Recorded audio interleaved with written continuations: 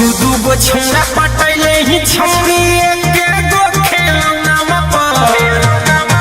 अगे दू गो छौड़ा पटैले ही छौड़ी एके गो खेलौना पर। एगो से बोले फोनवा पर और एगो से खेले बिछौनवा पर। एगो से बोले फोनवा पर और एगो से खेले बिछौनवा पर।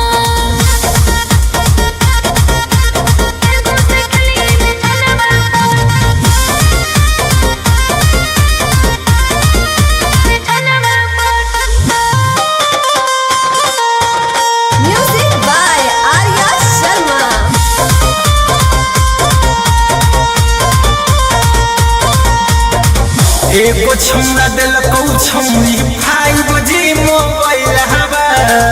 एगो से रिचार्ज करा के करो ही वीडियो कॉल हवा।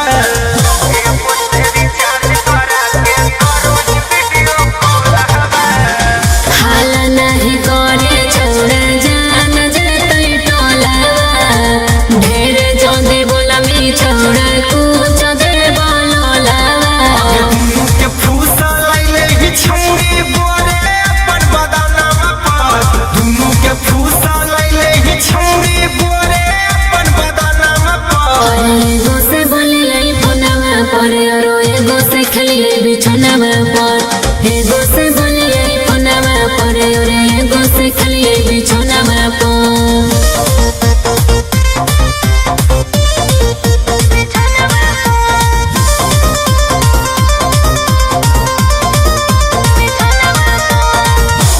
एगो से मिले जाही नदिया किनारवा।